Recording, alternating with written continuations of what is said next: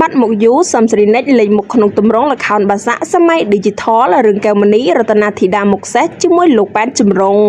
បាត់មុខពីឆាកសម្ដែងយូរស្រាប់តែតារាស្រីសំស្រីនិចបានលេងមុខជាថ្មីនៅក្នុងទម្រង់ល្ខោនបាសាក់សម័យ Digital រឿងកែវមនីរតនាធីតាមុខសេះជាមួយលោកប៉ែនចម្រុងតាមរយៈស្នាដៃសម្ដែងរបស់នាងជាមួយសិល្បកររាប់រយនាក់ពិតជាទទួលបានការគាំទ្រខ្លាំងពីមហាជនផ្ទាំងទស្សនីយភាពទម្រង់ល្ខោនបាសាក់សម័យ Digital រឿងកែវមនីរតនាធីតាមុខសេះពិតជាទទួលបានការចាប់អារម្មណ៍ខ្លាំងបន្ទាប់ពីបានសម្ដែងជូនសាធារណជនទស្សនាកម្សាន្តអារម្មណ៍កាលពីចុងសប្តាហ៍មុន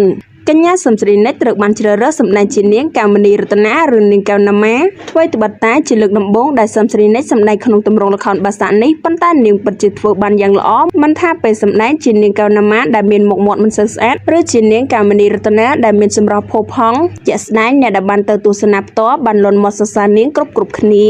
កញ្ញាសំស្រីនិចបានបង្ហាញពីចំណាប់អារម្មណ៍របស់ខ្លួនថានាងពិតជារីករាយណាស់ដែលបានចូលរួមសម្ដែងនៅក្នុងល្ខោនបាសាក់សម័យ Digital រឿងកែវមនីរតនាធីតាមុខសេះដែលមានសិល្បកររាប់រយនាក់ចូលរួមសម្ដែងបន្ទាប់ពីមានវត្តមាននៅក្នុងល្ខោនបាសាក់នេះរួចសំស្រីនិចក៏ត្រៀមខ្លួននឹងប្រឡូកក្នុងវិស័យសិល្បៈឡើងវិញក្រោយបាត់មុខពីឆាកសម្ដែងអស់រយៈពេលជាច្រើនឆ្នាំនាងរំពឹងថាការវិលត្រឡប់របស់ខ្លួនលើកនេះនៅតែទទួលបានការស្រឡាញ់និងការគាំទ្រពីសំណាក់បងប្អូនទស្សនិកជនគួររំលឹកផងដែរថាកញ្ញាសំស្រីនិចគឺជាតារាសម្ដែងដ៏មានទេពកោសល្យម្នាក់នាងធ្លាប់លេចមុខនៅក្នុងរឿងភាគនិងរឿងដុំជាច្រើនប៉ុន្តែក្រោយពីល្បីឈ្មោះនាងសម្រេចចិត្តចាក់ចែងពីសិល្បៈដើម្បីងាកទៅចាប់អាជីពរកស៊ីជំនួសវិញ